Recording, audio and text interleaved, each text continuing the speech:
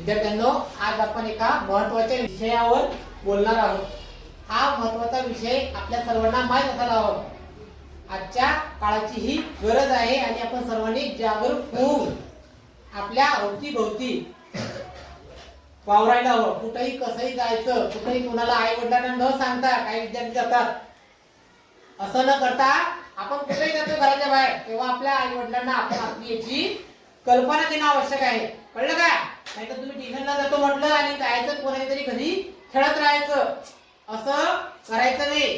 अशा फसवणुकीनं आपलं पण नुकसान होऊ शकतं। तिथं कोण माणूस असतात, कोण स्त्री असतात किंवा कोणती व्यक्ती असतात आपल्याला माहित नसतं।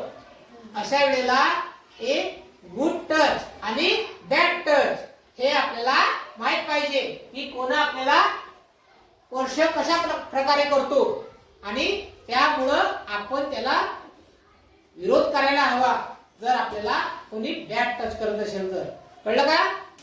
तर याची तुम्हाला मी पूर्ण कल्पना देणार आहे। आताच आपण प्रात्यक्षिक घेतलेलंच आहे, तरी पुन्हा एकदा तुम्हाला कळलं पाहिजे। त्या ज्या आपले अवयव असतात, या शरीराचा काही भाग आपण काय करतो, झाकून घेत असतो आणि याला जर कोणी जर स्पर्श करत असेल तर अशा वेळेला आपण त्यांना ठाम नकार द्यायला पाहिजे की नाही, नो, अगदी खणखणीत आवाजात म्हणायचं, अजिबात घाबरायचं नाही। जर आपण घाबरलो तर समोरच्या व्यक्तीचं धाडस वाढतं आणि तो मग आपल्याला आणखी त्रासदायक होऊ शकतो। त्यावेळेला आपण काय करायला पाहिजे, स्पष्ट नाही म्हणायचं। जर कोणी आपल्याला नको त्या ठिकाणी हात लावत असेल, जो आपला भाग असतो, छातीचा भाग असतो, आहे की नाही, आपल्या दोन्ही मांडीच्या मध्ये भाग असतो किंवा आणखी बॅक साईडचा भाग असतो, इथं जर कोणी हात लावत असेल आणि आपल्याला जर आवडत असेल, आपले आई वडील आणि कदाचित आपले डॉक्टर, बरोबर की आई वडील उपस्थित असताना डॉक्टरांना जर आवश्यकता असली, अशा वेळेला ते स्पर्श करतात इंजेक्शन वगैरे द्यायला। पण याच्या व्यतिरिक्त जर कोणी जाणीवपूर्वक जर आपल्याला वारंवार असा त्रास देण्याचा प्रयत्न असेल किंवा कोणी असं करत असेल तर आपण काय म्हणायचं, नाही म्हणायचं। जर त्याला ओढून काय म्हणायचं, नाही। कळलं का? कारण की विरोध करणं आवश्यक आहे। ठीक आहे? तू अन्वी इकडे, हा, ही अन्वी आहे काय, आपल्या शाळेची वर्गाची वर्गमंत्री। ही आपल्याला सांगणारच आहे काय गुड टच आणि काय बॅड टच होतो ते। आणखी कोणते? हा विराज, तू ये मला एक मिनिट। हा विराज आहे, याला आपण पहिल्यांदा विचारूया। हा हा, तुला कसं वाटतं रे बाळा, सांगशील मला गुड टच का बॅड टच, पहिल्यांदा याला विचारतो। हा हा, कसं वाटतं तुला? गुड टच वाटला। हा सरांनी सांगितलं। आता good touch, good touch, good touch याचा जपायचा, गुड टच, आणि असा बॅड टच। हा, आता जर कोण आपला असा हात लावा लागला तर बॅड टच। काय होणार? Bad touch. बॅड टच होणार। कोणी पाठीमागे हात लावा लागला खाली तर बॅड टच। काय होणार?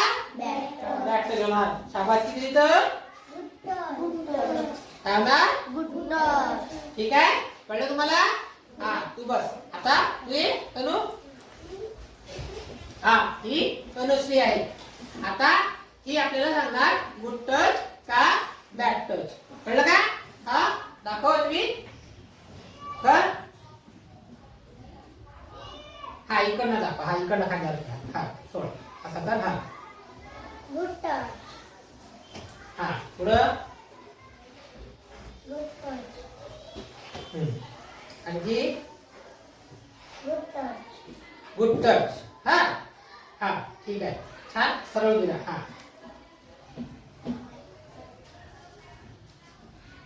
Bad touch. हा, बॅड टच।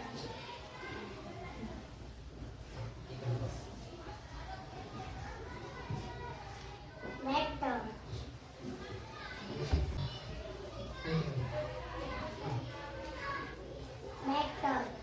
हा, ठीक आहे, तुम्हाला कळते ना गुड टच कोणता आहे, बॅड टच कोणता आहे? हा, तर आपण सावध राहायचं। जर कोणी आपल्याला त्रासदायक होत असेल तर नक्कीच त्याला नाही म्हणून विरोध करायलाच हवा।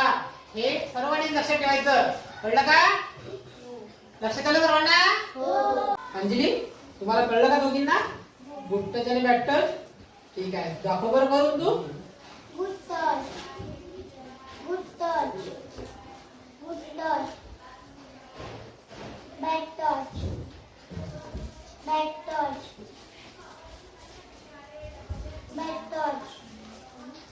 तर अशा प्रकारे आपण नक्की लक्षात ठेवायचं गुड टच कोणता आणि बॅड टच कोणता. तुला कळलं का रे बाळा? इकडे पियाज तुला कळलं का? सांग बरं सर्वांना मग. मला गुड टच आणि बॅड टच कळलं. थँक्यू.